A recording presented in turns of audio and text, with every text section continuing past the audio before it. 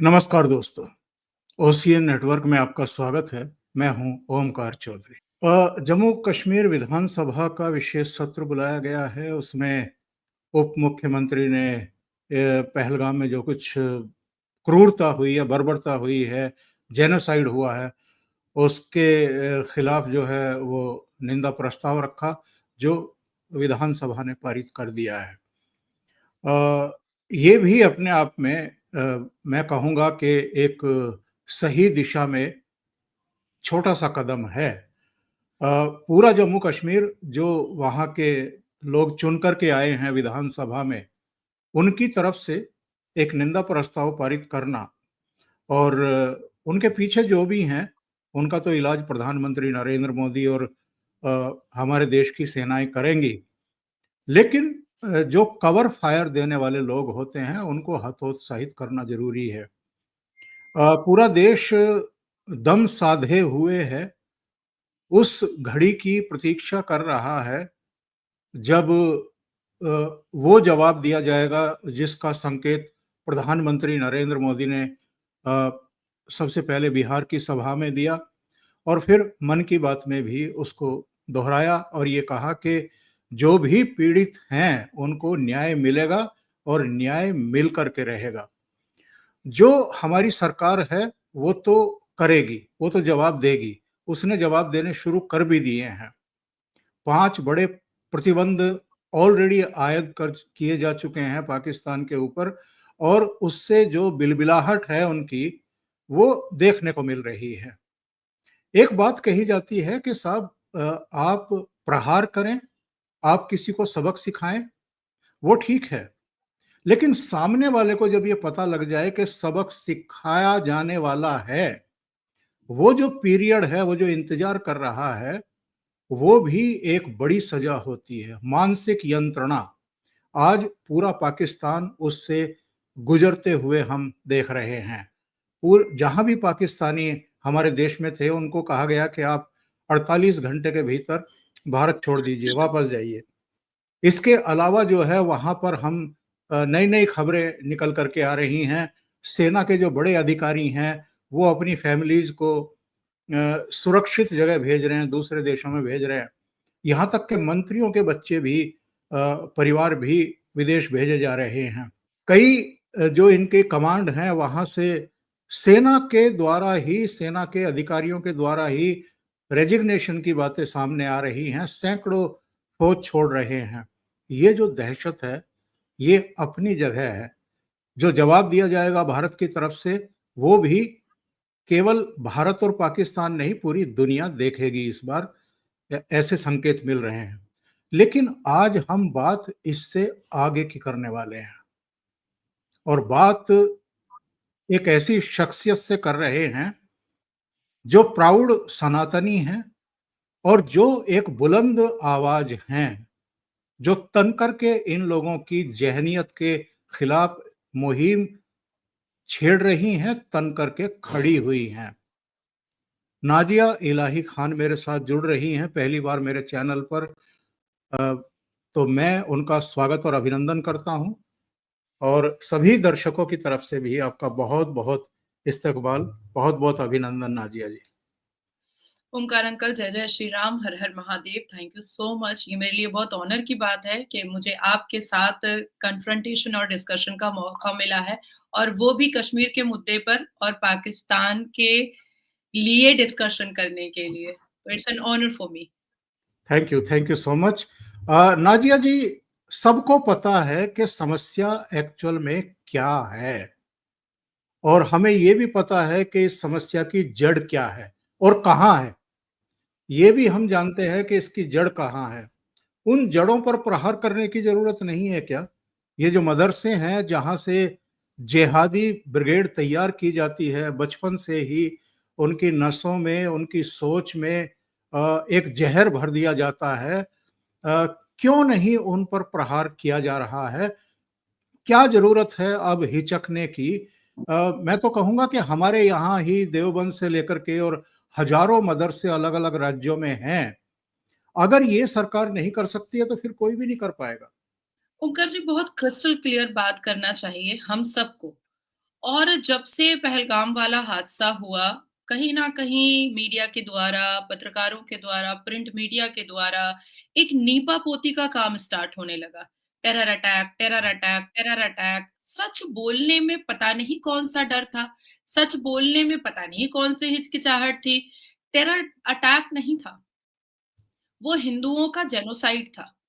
वही yes, genocide था जो मोपला में हुआ था, जो मालाबार में हुआ था, जो 1989 से 1991 तक जम्मू कश्मीर में कश्मीरी पंडितों का हुआ था, जो हालिया में मुर्शिदाबाद, मालदा में हुआ, जो पंचायत इलेक्शन के दौरान पूरे पश्चिम बंगाल में हुआ, जो शेख शाहजहां के द्वारा संदेश खाली में हुआ, उसके बाद बॉम्बे में बॉम्ब ब्लास्ट हमेशा होता रहा जब कांग्रेस की सरकार हुआ करती थी।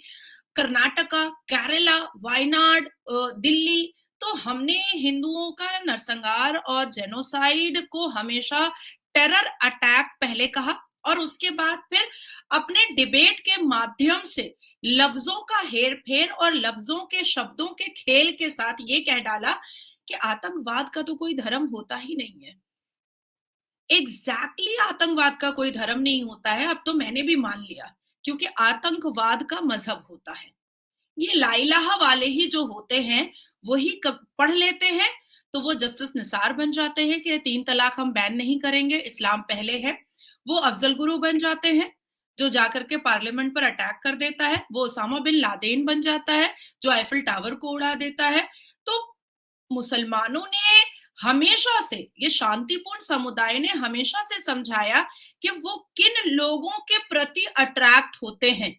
ये जो वासुदेव कुटुंबकम का जो एक तावीज पहन करके जो हिंदू चलते हैं, भाईचारगी का जो एक तस्बीदाना पढ़ते हुए जो आगे बढ़ते हैं, क्या अब भी वक्त नहीं आया है कि सतर्क होने की जरूरत है और सत्य का सामना करके प्रखर हो करके अपनी बातों को रखने की जरूरत है। मुझे बहुत खुशी हुई कि पहलगांव के इस हिंदू जेनोसाइड वाले पूरे एपिसोड के बाद एक 8 साल का बच्चा कैमरा के सामने आता है और वो हजारों कैमरा के सामने सच बोल देता है कि मेरे पापा से पूछा गया कि तुम हिंदू हो, कलमा पढ़ाया गया और उसके बाद फिर उनको शूट कर दिया गया। ये इतना सा सच ना प्रिंट मीडिया बोल पा रहा था, ना इलेक्ट्रॉनिक मीडिया बोल पा रहा था, ना मीडिया के प्लेटफॉर्म वाले बोल पा रहे थे। टेरर अटैक के पर्दे के पीछे सच को छुपाने की कोशिश एक बार फिर से हो रही थी।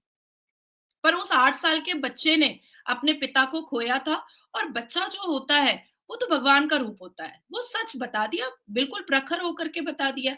देखिए अंकल, मुझे ऐसा लगता है कि अब वक्त आया है कि मुस्लिम पर्सनल लॉ बोर्ड को बंद किया जाए, क्योंकि पर्सनल लॉ बोर्ड मुसलमानों का अगर चलेगा तो फिर संपूर्ण भारत सनातन लॉ बोर्ड भी बनाओ। देवबंद बंद करो, क्योंकि 2024 के मार्च में ही हमने सुना था गजवाए हिंद का मेल आया था। गजवाए हिंद का मेल आने पर दोनों मदनी चाचा भतीजा मेल का रिप्लाई देते हैं। अरे आपने पुलिस को इन्फॉर्म क्यों नहीं किया? आप जिसने मेल करके आपसे पूछा कि भारत में गजवाए हिंद कैसे किया जा सकता है या कब होगा, आपने उसको रिप्लाई देना सही समझा, पर आपने पुलिस को आपने बताना सही नहीं समझा, आपने अरेस्ट करवाना सही नहीं समझा। ये ये एक ऐसी धरती बन चुकी है जिसमें एक ऐसा व्यक्ति नेता बन के बैठा है जो कभी तस्लीमा नसरीन के की साड़ियां खोला करता था, ब्लाउज फाड़ा करता था, माँ बहन की गंदी गंदी गालियां यति नरसिंह नंद को रोड पर दिया करता था।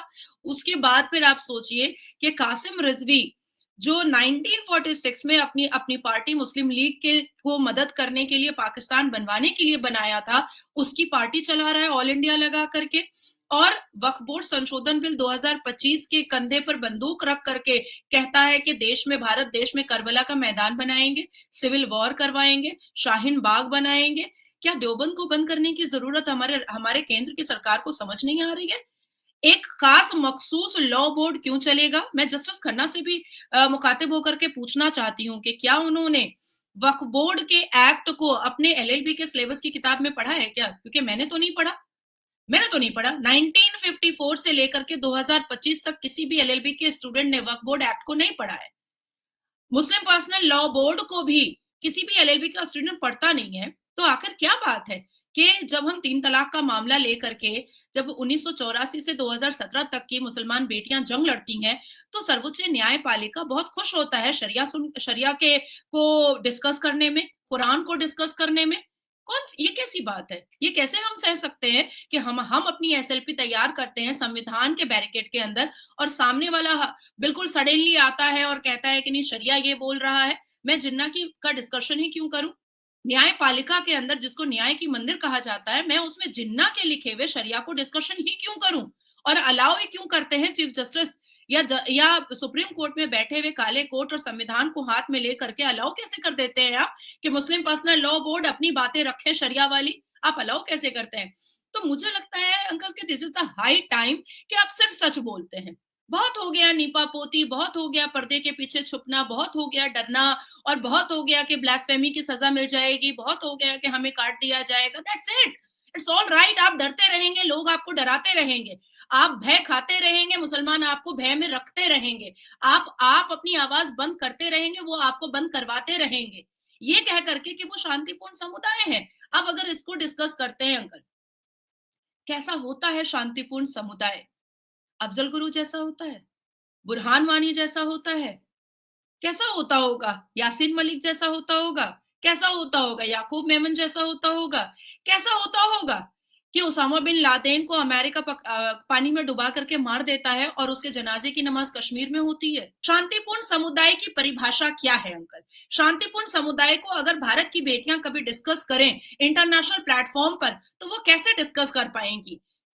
कैसे डिस्कस कर पाएंगी? क्या ऐसे डिस्कस कर पाएंगी कि जैश ए मोहम्मद शांतिपूर्ण चलाते हैं, मोहम्मद सल्लल्लाहु अलैहि वसल्लम की सेना, लश्कर तैयबा, तैयब, कलमा तैयब के अंदर चलने वाली लश्कर, हिफाजतुल इस्लाम, इस्लाम की हिफाजत करने वाला बांग्लादेश की हिंदू हरकतुल इस्लाम, इस्लाम की हरकतों पर चलने वाला शांतिपूर्ण समुदाय मुसलमान, हिंदू देवी देवताओं की प्रतिमा को तोड़ता फोड़ता है? कैसा होता होगा शांतिपूर्ण समुदाय? जमात इस्लामी, इस्लाम की जमात को बना करके इस्लाम का परचम लहराने वाला करता क्या है? क्या इंटरनेशनल प्लेटफॉर्म पर हम भारत की राष्ट्रवाद और संवैधानिक बेटियां शांतिपूर्ण समुदाय को ऐसे ही एक्सप्लेन करेंगे जिंदगी भर? क्या अब वक्त नहीं आया है कि केंद्र की सरकार को यह समझना चाहिए कि तोड़ो मदरसे, बनाओ स्कूल, बंद करो all India Muslim personal law board, और कहो कि चलना है तो संविधान से चलना है, नहीं तो निकल जाइए यहां से? अब तो प्रखर होना पड़ेगा, क्योंकि ये टेरर अटैक नहीं था, ये हिंदुओं का नरसंहार था। क्या भारत में रहने वाला हिंदू सुरक्षित नहीं है? नहीं, नहीं है, एक्चुअली में नहीं है, एक्चुअली में नहीं है। इस बात को एक्सेप्ट करने में प्रॉब्लम कहां पर आ रहा है? कहां पर प्रॉब्लम? और जिसको प्रॉब्लम आ रहा है वो चूड़ियां पहन ले, वो चूड़ियां पहन ले, क्योंकि हम वो राष्ट्रवाद बेटियां हैं भारत की जो चूड़ी उतार करके रुद्राक्ष पहन चुके हैं, क्योंकि अब समझ में आ चुका है कि लड़ेंगे नहीं तो मर जाएंगे, बोलेंगे नहीं तो गला घोट दिया जाएगा। और अपनी हरकतों से अगर अपनी तकलीफ को और अपनी जान को बचाने के लिए संविधान का सहारा नहीं लेंगे, तो किसी कोने में ऐसा फेंक दिया जाएगा मानो जैसे बच्चा पैदा करने की मशीन बना दी जाएगी इस्लाम के जस्टिफिकेशन पर। आपने बहुत ही महत्वपूर्ण बिंदु रखे हैं। मैं 3 स्टेट का नाम लेता हूँ, उत्तर प्रदेश, असम और आधा अभी उत्तराखंड गिन लेते हैं, 2.5 स्टेट का नाम लेते हैं, जहां पर जड़ों पर प्रहार हो रहा है और उस दिशा में सरकारें बढ़ती हुई दिखाई दे रही हैं। मैं ये नहीं कह रहा हूं कि पूरी तरीके से जड़ों को उखाड़ करके सूखने के लिए उल्टा करके रख दिया गया है और वहां नमी नहीं है। मैं ये कह रहा हूं कि कम से कम योगी आदित्यनाथ ने ये तो पता किया कितने मदरसे हैं, ये तो पता किया कि उन मदरसों की वैधता या अवैधता क्या है, ये तो पता किया कि उनका फंडिंग का स्रोत क्या है, वहाँ जो पढ़ा रहे हैं, तालीम दे रहे हैं या तालीम ले रहे हैं, वो कौन हैं, कहाँ से आए हैं, क्या वहाँ पर पढ़ाया लिखाया जा रहा है। इसी तरीके से उत्तराखंड में जो जगह-जगह पूरे इतना सुरम्य, इतना सुंदर पहाड़, देवभूमि जिसको हम कहते हैं, वहाँ पर जगह-जगह मज़ारें बना दी गई, जगह-जगह कब्जे कर लिए गए। रातों-रात पता लगा कि साहब कुछ ही सालों में जो है वहाँ इतने मुस्लिम चढ़ बैठे हैं कि जो एक बड़ा खतरा बन गए हमारे मस्तक के ऊपर। इसी तरीके से असम के मुख्यमंत्री कहते हैं कि मुझे मदरसे नहीं चाहिए और मुसलमानों को भी नहीं चाहिए होते हैं, उनको अच्छे स्कूल, कॉलेज और जो आईटी सेक्टर के जितने भी इंस्टीट्यूट हैं वो उनको क्यों नहीं चाहिए, मदरसे क्यों नहीं चाहिए। और उन्होंने भी एक बड़ा मुहिम शुरू किया है। और देखिए, इसको संयोग कह लीजिए या कुछ भी कह लीजिए, इन 2.5 प्रदेशों में हिम्मत नहीं पड़ रही है किसी की कि वो सड़कों पर उतर सकें, किसी तरह की हिंसा कर सकें, आगजनी कर सकें। जब भी होता है, भूसा भर दिया जाता है उनमें और वो उनकी जगह सीधे हवालात होती है और फिर जेल होती है। तो ये जो इच्छा शक्ति इन 2-2.5 प्रदेशों में दिखाई दे रही है, बाकी प्रदेशों में ये क्यों नहीं हो सकता है? सबसे पहले मैं इस्लाम के डीप डाउन जानना चाहूँगी कि मदरसा कितना इम्पोर्टेंट है इस्लाम में और मज़ारें कितनी महत्वपूर्ण हैं और वैल्यूएबल हैं और सुन्नत-ए रसूल में आती हैं कि नहीं आती हैं। सबसे पहले ये डिस्कस करते हैं ताकि व्यूअर्स को समझ में आए। हमारे अल कुरान की कई आयतें हैं जो इस बात की गवाही देते हैं और इस बात की को वाज़ाह करते हैं। इवन प्रॉफिट मोहम्मद सल्लल्लाहु अलैहि वसल्लम बी पीस अपॉन हिम के स्टेटमेंट के साथ कि अल्लाह सुब्हान ने अबू मरतहद अपने फरिश्ते को भेजा था प्रॉफिट मोहम्मद के पास और कहा था कि सिर्फ सजदा और दुआएं मांगना या मन्नतें मांगना अल्लाह के सामने ही हो सकता है, जो मोमिन और मोमिनात हैं और जो अशरफुल मखलूकात हैं। इसके अलावा किसी भी जीवित इंसान जिसको अल्लाह ने बनाया है और फिर उसका मकबरा बना करके उसको पूजा जा रहा है या उसका उसका उस पर सजदा किया जा रहा है या उस पर मन्नत के धागे बांधे जा रहे हैं, ये अल्लाह सुब्हान को कभी भी मंजूर नहीं होगा, क्योंकि सजदा सिर्फ अल्लाह सुब्हान पर जायज है। और अल कुरान इस बात की वाज़ाह करता है कि अल्लाह सुब्हान ने प्रॉफिट मोहम्मद पर भी सजदा वाजिब नहीं किया, जिसको आका कहते हैं मुसलमान, उस उन पर भी सजदा वाजिब नहीं हुआ। अब बात आती है कि जब अल्लाह सुब्हान खुद अबू मरतहद फरिश्ते को भेज करके प्रॉफिट मोहम्मद को ये मैसेज दे रहे हैं कि या तो मोमिन को समझा दो मोमिनों को और या तो फिर पक्के कब्रिस्तान और पक्की मज़ारें तोड़ डालो। तो फिर प्रॉब्लम कहाँ पर है? केंद्र की सरकार 28 राज्यों के मज़ारों पर हथौड़ा चला क्यों नहीं रही है? और उसके बाद अगर शांतिपूर्ण समुदाय अशांति फैलाने के लिए बाहर निकलता है, तो हम जैसे वकील हैं ना। क्या हुआ 1984 से 2017 में अगर जजमेंट लेकर आए, पर लेकर आए ना, ऐतिहासिक जजमेंट लेकर आए तो तोड़िए ना, आप शुरू तो कीजिए। हम जैसे लोग आपके साथ हैं, कुरान की आयतें पढ़ करके सुनाएंगे। या मदरसे इसलिए खोले जाते हैं ताकि जाली नोट पाकिस्तान के पैसे पर छप सके, या मदरसे इसलिए खोले जाते हैं कि भीतर भीतर टोपा लगा करके और उटंगे पैजामे पहन करके और दाढ़ बिना मूछ के दाढ़ी रख करके आराम से नशे का व्यापार कर सके और कोई पकड़ भी ना सके। या मदरसे इसलिए खोले जाते हैं कि आतंक की पढ़ाई हम अंदर भीतर करवाते रहें इस्लाम के जस्टिफिकेशन पर और ये कहें कि हम तो शांतिपूर्ण समुदाय हैं। या मदरसे इसलिए खोले जाते हैं कि पाकिस्तान से आए हुए जाकिर नायक की स्पीच, तारिक जमील की स्पीच, तारिक मसूद की स्पीच आराम से मदरसे का नाम लेकर के और एक रिलीजन सेंटिमेंट दिखा करके आप बच्चों को तैयार करें कि गोलियां कैसे चलाई जाती हैं, हिंदुओं से नफरत कैसे किया जाता है, हिंदुओं को बुतपरस्त कैसे बोला जाता है और ईद और दिवाली पर कैसे आक्रमण किया जाता है, शोभा यात्रा पर कैसे पत्थरबाजी की जाती है। और अगर हिंदू अपनी मंदिर वापस लेने के लिए पांच डिकेट कानूनी लड़ाई लड़े और उसके बाद जब वो मिले तो फिर कैसे चप्पल और पत्थर लेकर के मस्जिद अल्लाह का घर बचाया जाता है, क्या इसलिए खोला गया है? तो बहुत सारे क्वेश्चंस है मेरे, जो सिर्फ यहाँ पर इस प्लेटफॉर्म पर नहीं है, बल्कि ये मामला अगर सर्वोच्च न्यायपालिका जाएगा तो मैं इतनी हिम्मत रखती हूँ कि मैं चीफ जस्टिस ऑफ भारत से भी पूछ सकती हूँ कि आखिर इन एक्सक्यूज में से कौन सा करेक्ट है और कहां पर मैं गलत हूँ, ये बताना बहुत जरूरी है।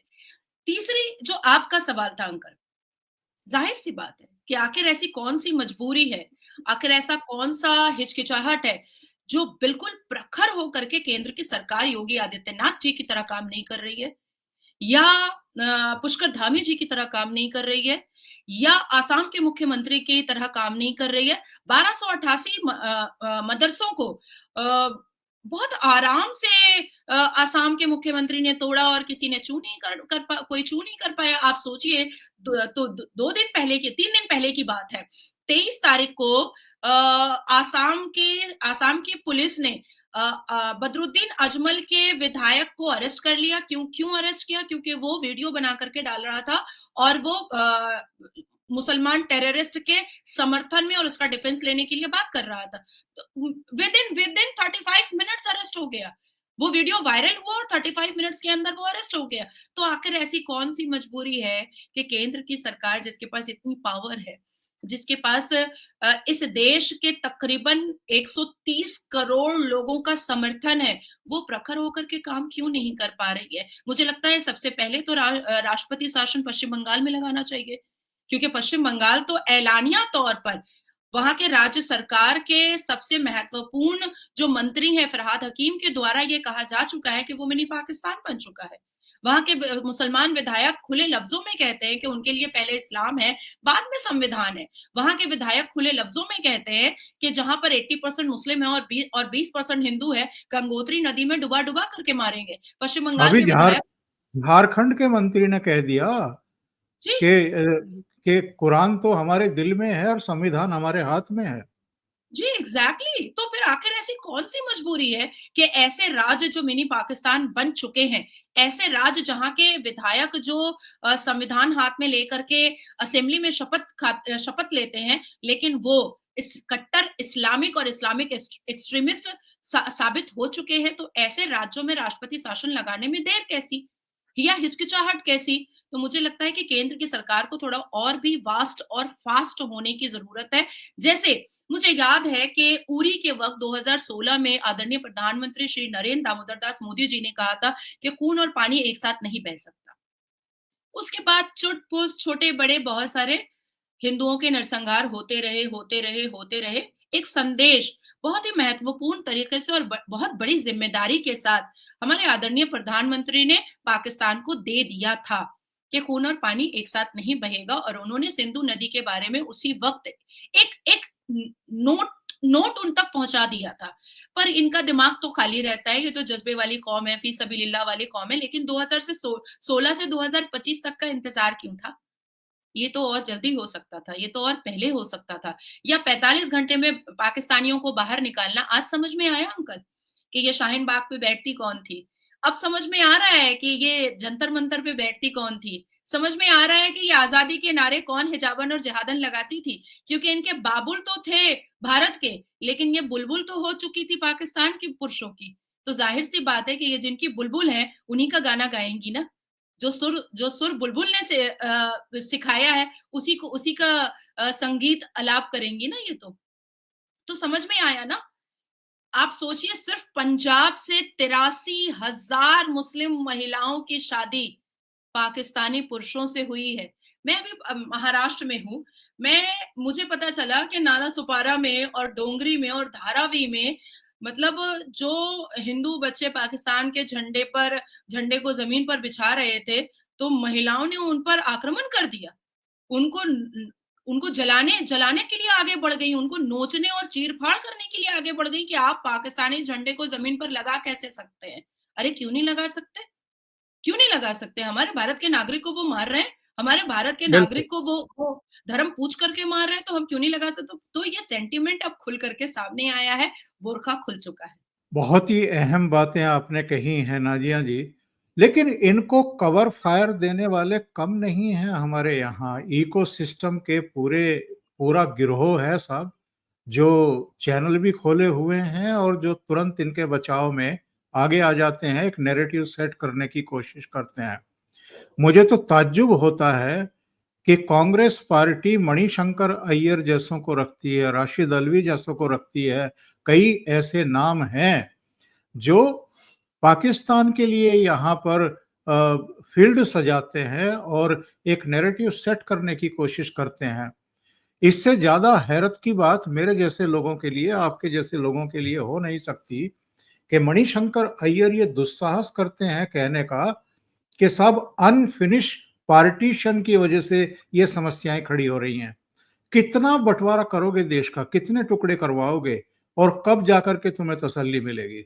अंकल इसको मैं ऐसे एक्सप्लेन करूँगी कि कांग्रेस का सबसे बड़ा चेहरा एक्सीडेंटल हिंदू नेहरू जब वो जिन्ना के साथ बैठकर बोटियां तोड़ा करता था, सिगार जलाया करता था और सिगरेट जलवाया करता था और जलाया करता था। तो ये दोस्ती वैसी ही है जैसे हमने अमिताभ बच्चन और धर्मेंद्र की देखी थी। ये दोस्ती हम कभी नहीं तोड़ेंगे। जो गाना हमने सुना था, ये दोस्ती वही है।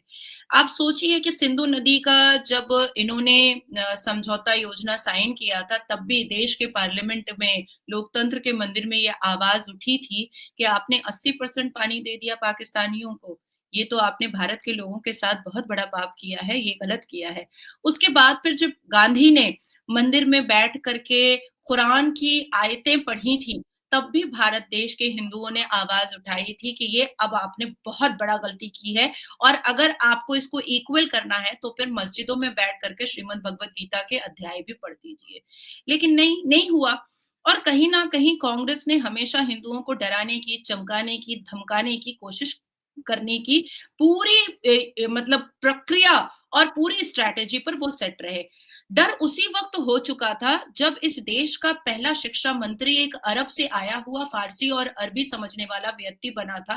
तभी उस वक़्त हिंदू डर चुके थे, उस वक़्त के वीर डर चुके थे, उस वक़्त के योद्धा डर चुके थे कि ये क्या सिखाएगा? ये तो यही सिखाएगा ना कि काफ़िरों को काटा कैसे जाता है, काफ़िरों को मारा कैसे जाता है, काफ़िरों की परिभाषा क्या होती है, काफ़िरों को समझा करके दावत इस्लाम कैसे करवाया जाता है। उसके बाद फिर बैक टू बैक गांधी परिवार से के जितने भी बच्चे पैदा होते गए, उसको बाबर के कब्रिस्तान में ले जा करके पूरा एक रिचुअल पूरा करवाना, जैसे हमारे हिंदू सनातन धर्म में जनेऊ का रिचुअल पूरा होता है, हमारे यहाँ श्राद्ध के रिचुअल्स पूरे होते हैं, हमारे यहाँ जागरण के रिचुअल्स पूरे होते हैं, तो उसी तरीके से गांधी परिवार में बाबर के कब्रिस्तान में ले जा करके सूरह फातिहा पढ़वा करके शीरनी बंटवा करके रिचुअल्स पूरा करवाया जाता है। तो जो व्यक्ति खुद को एलानिया ये कहता था कि वो एक्सीडेंटल हिंदू है, तो वो तो यही करेगा ना, और करेगा क्या? वो तो यही करेगा और करना ही क्या था? लेकिन अब धीरे-धीरे जिस हिसाब से वोकल वॉइस सामने आ रही है, अब धीरे-धीरे जिस हिसाब से राष्ट्रवाद लोग अपनी ज़ुबान को खोलने की कोशिश कर रहे हैं, अब धीरे-धीरे जैसे-जैसे काउंटर रिप्लाई ऐसे-ऐसे पाकिस्तानी मुखबिर और पाकिस्तानी स्लीपर सेल और पाकिस्तान के पैसे और चाइना के पैसे पर लोग जो एक सोशल प्लेटफ़ॉर्म बना करके भारत की सरकार को गालियाँ परोसते हैं या राष्ट्रवाद लोगों को गालियाँ परोसते हैं, उनको एट लीस्ट काउंटर तो मिलता है। एटलीस्ट काउंटर मिलता है जो 2014 से पहले हमारी फ्रीडम ऑफ स्पीच हमारे पास थी ही नहीं, एटलीस्ट वो तो वापस आई। हमें बोलने की आज़ादी, हमें समझने की आज़ादी, हमें कहने की आज़ादी तो कम से कम थोड़ी बहुत मिली है। ऐसा नहीं है कि नहीं मिली है। तो मुझे ऐसा लगता है कि अब कहीं न कहीं हमारी आँखें पथराई हुई हैं केंद्र की सरकार पर कि अब वो प्रखर होकर के मदरसों को तोड़ेंगे, वो प्रखर होकर के मुस्लिम पर्सनल लॉ बोर्ड को बंद करने की बात कहेंगे, वो प्रखर होकर के देवबंद को बंद करने की बात करेंगे, वो प्रखर होकर के जमायतुल उलमाए हिंद को बंद करने की बात कहेंगे, वो प्रखर होकर के मुस्लिम इत्तेहादुल मुस्लिमीन जैसी पार्टियों को यहाँ से खत्म करने की बात कहेंगे और मदरसों पर और मज़ारों पर हथौड़ा चलाएँगे, जो कुरान भी इस बात की गवाही देता है। और जब कुरान इस बात की गवाही दे रहा है कि चला दो हथौड़ा, तो इसमें आपत्ति कहाँ पर है? बहुत सही बात आपने कही है। देखिए, संभल में जब होता है तो हम लोग चिल्लाना शुरू करते हैं, महू में होता है और वो भी किस बात पर? चैंपियंस ट्रॉफी जीती भारत ने और कुछ उत्साही राष्ट्रवादी युवा जो हैं वो तिरंगा हाथ में लेकर के निकलते हैं, तो इनकी शांति में खलल पड़ जाता है। नागपुर में जो कुछ हुआ है, इससे पहले प्रयागराज में सीएए के दौरान, इसके अलावा सूरत में अभी हाल में ही हुआ था, मुंबई में कभी भी सड़कों पर उतर करके हिंसा पर ये उतारू हो जाते हैं। लेकिन मैं ये एक देखता हूँ हमारे यहाँ, ये असदुद्दीन ओवैसी हों, राहुल गांधी हों, अखिलेश यादव हों, ममता बनर्जी हों या लालू की संतानें हों, इनकी ज़बान बंद हो जाती है जब उस तरह की हिंसा होती है और बेवजह की हिंसा होती है। जी, इस सड़क से शोभा यात्रा क्यों निकल रही है? यहाँ तो मस्जिद है। जैसे वो सड़क भारत की ना होकर के, जैसे सबकी ना होकर के, इन्होंने खुद की बनवाई हुई है और जैसे वो इनका अपना ऐसा इलाका हो गया है कि अगर कोई दूसरा उससे गुजर जाए या शोभा यात्रा निकल जाए, तो वो अपवित्र हो जाएगा। और आज जब ये पूरा देश इस समय आक्रोश में है, मुट्ठियां बंद हैं, नसें तनी हुई हैं लोगों की कि इनको सबक सिखाओ, तब ये मोमबत्तियां लेकर के और ये इसको अल्तकिया बोलते हैं, क्या बोलते हैं जो ये दिखा रहे हैं इस समय, नाटक नौटंकी कर रहे हैं? असदुद्दीन ओवैसी से लेकर के उनकी पूरी ब्रिगेड जो मोमबत्ती लेकर के वहां पर सड़कों पर उतर रहे हैं, प्रदर्शन कर रहे हैं और उनको कुत्ते और हरामजादे बता रहे हैं। क्या कैसे इसको आप परिभाषित करेंगी कि बहुत सारे मौकों पर या तो ये आग लगाने का काम करते हैं, उकसाने का काम करते हैं या चुप्पी साध जाते हैं और अब ये इतना बड़ा कांड हो गया है, जेनोसाइड हो गया है, पूरा देश उबल रहा है, तो ये दिखाने के लिए सड़कों पर मोमबत्ती लेकर के आ गए हैं। ग्राउंड तो यही तैयार करते हैं इस तरह का। दारुल हर्ब की तैयारी जो है वो स्टार्ट हो चुकी थी ट्रिपल तलाक के जजमेंट के वक्त से ही। 2017 की मैं बात कर रही हूँ। उससे पहले तो हो ही रही थी, लेकिन एकदम मतलब ब्लूप्रिंट तैयार हो चुका था 2017 ट्रिपल तलाक के हिस्टोरिकल जजमेंट के वक्त से दारुल हर्ब की तैयारी। उसके बाद कहीं न कहीं दारुस्सलाम करने का स्ट्रैटेजी जेपीसी की जब मीटिंग चल रही थी वक्फ बोर्ड संशोधन बिल 2025 की, और जिस हिसाब से विपक्षी दलों के बयानात आ रहे थे, वो दारुस्सलाम की तरफ ही और गज़वाए हिंद की तरफ ही इशारा कर रहे थे, जो सब जितने भी संवैधानिक लोग हैं और राष्ट्रवाद लोग हैं, उनको समझ में आ रहा था। आपने कहा कि जब मैच होता है और भारत जीतता है ट्रॉफी, चैंपियन ट्रॉफी, तो भारत के झंडे पर कुछ शांतिपूर्ण समुदाय को आपत्ति होती है, तो अभी तो हिजाब खुल गया कि जब पाकिस्तान के आतंकी मुसलमान जब हिंदुओं का खतना देखकर उनकी हत्या करते हैं और फिर भी हम अपने भारत देश में, अपनी मातृभूमि पर हम पाकिस्तान का झंडे को पैर के नीचे नहीं रख सकते, मुसलमानों को तकलीफ होती है, तो वो किस झंडे का सम्मान करते हैं, ये तो दूध का दूध और पानी का पानी हो चुका है। जिन विपक्षी नेताओं का आपने अभी ज़िक्र किया, उसमें मैं आपको याद दिला दूँ अंकल कि इन्होंने अपने चरित्र का बयान तो पहले ही दे दिया था जब इन्होंने सर्वोच्च न्यायपालिका में ये सबमिशन दिया था कि भगवान राम काल्पनिक है।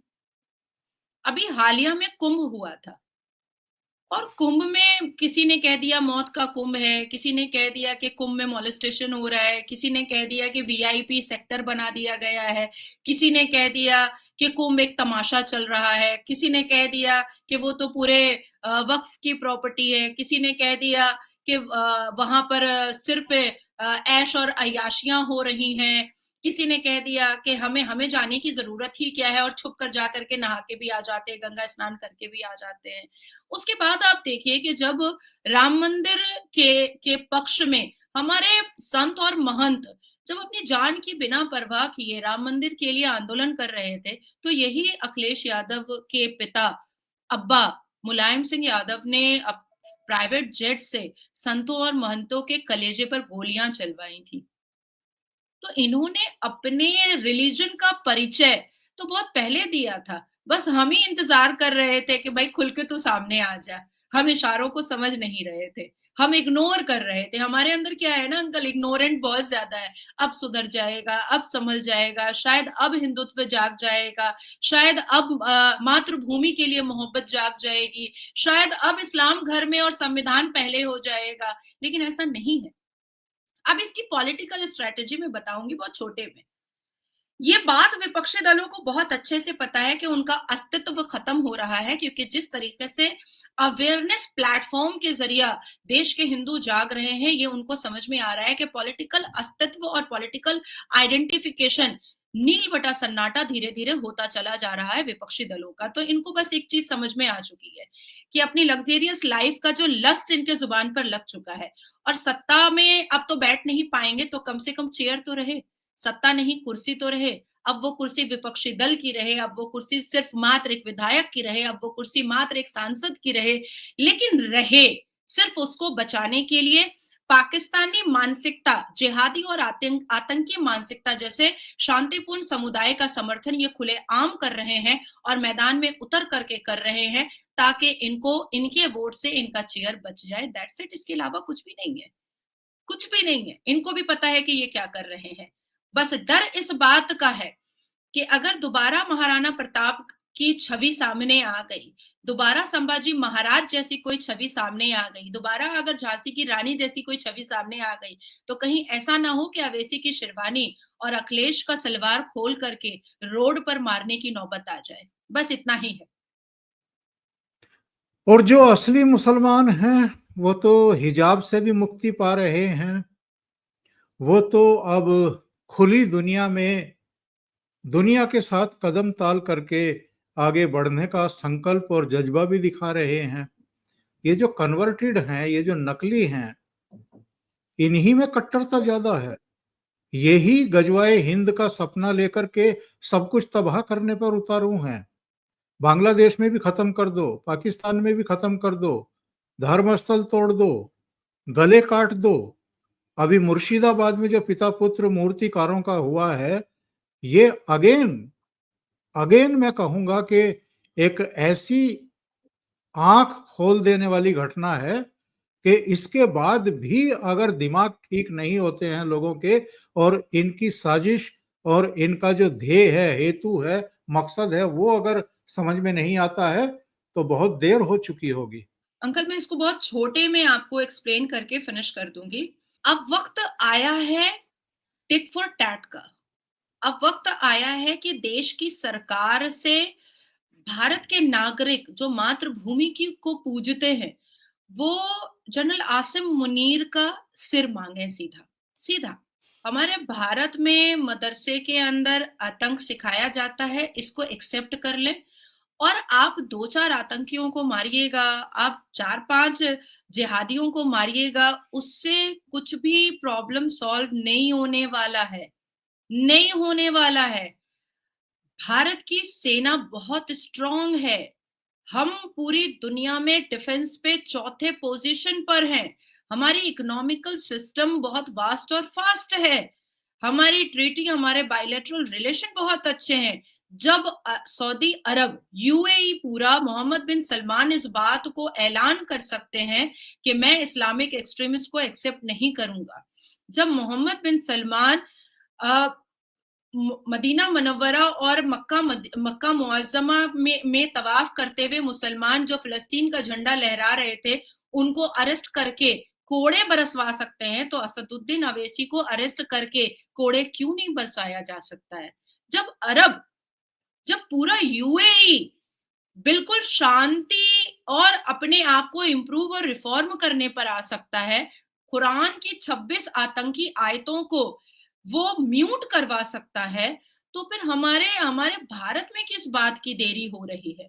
किस चीज की देरी हो रही है? ईरान में मैं आपको बताऊं कि 81% युवा पॉपुलेशन जो है वो एक्स मुस्लिम बन चुकी है। ईरान की मस्जिदें, आप फर्ज नमाज पढ़ो, ताला लगेगा, आप बाहर निकलो। आप यहाँ पर अड्डाबाजी नहीं कर सकते। आप अबू धाबी, आप दुबई, आप अरब, आप मक्का जाइए, आप रोड पर नमाज नहीं पढ़ सकते हैं, आपके ऊपर पेनल्टी है, आपके ऊपर कोड़े बरसाए जाते हैं। तो फिर ये चीज भारत में क्यों नहीं इम्प्लीमेंट किया जा रहा है? इस पर क्यों नहीं कानून बनाया जा रहा है?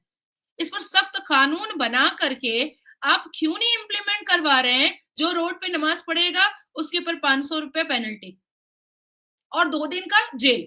आप ये बनाओ ना। आप कोई चीज बनाओगे ही नहीं तो वो इम्प्लीमेंट कभी नहीं हो सकता है। आप बनाएंगे, आप कानून बनाएंगे तो वो धीरे धीरे इम्प्लीमेंट भी हो जाएगा। छाती पीटी जाएगी, मुझे पता है छाती पीटी जाएगी और हमेशा हुआ है, लेकिन कुछ बेहतर करने के लिए बहुत सख्त कदम उठाना पड़ता है और थोड़ा सा खुद को सख्त करना पड़ता है।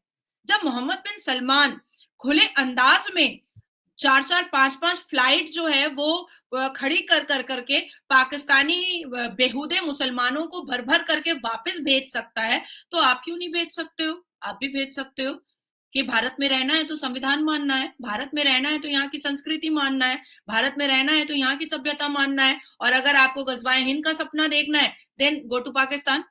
चलिए निकल जाइए एकदम, क्योंकि हम बर्दाश्त नहीं करेंगे भाई, हम अपने नागरिक को तकलीफ में नहीं डालेंगे।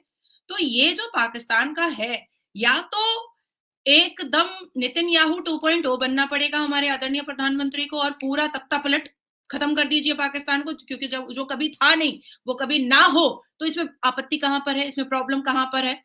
हमारे ही दिए हुए भीख पर वो पाकिस्तान बना है। और कौन सा तीर मार लिया पाकिस्तान ने? इस्लामिक देश बना करके कोई तीर मारा होता तो समझ में भी आता कि भाई बहुत बड़े-बड़े अचीवमेंट है। कोई अचीवमेंट नहीं है, नील बटा सन्नाटा अचीवमेंट है। या तो नेतन्याहू वाला काम करें और या तो फिर इतने ज्यादा कानून सख्त कर दें कि यहाँ के मुसलमानों को समझ में आए कि भारत में रहना है भैया तो कानून पे तो चलना पड़ेगा, अदरवाइज एकदम कोड़े बरसाए जाएंगे। और मुझे लगता है कि मत दीजिए आप इंटेरोगेशन और इन्वेस्टिगेशन का सिस्टम, आप कहिए कि तुम मुसलमान हो, तुमको इस्लामिक पनिशमेंट देंगे, देखिए भूत भाग बिल्कुल। जाएगा। जिन जिन्नात जितना चढ़ा हुआ है ना सर पे, सब भाग जाएगा इन लोगों के। नाजिया, बहुत बहुत धन्यवाद आपका, दिल की गहराइयों से धन्यवाद। आप जुड़े, इतना समय निकाला और बहुत महत्वपूर्ण बिंदुओं को आपने रेखांकित किया है। Thank you so much. वंदे नमस्कार। मातरम, भारत माता की जय, हर हर महादेव। वंदे मातरम।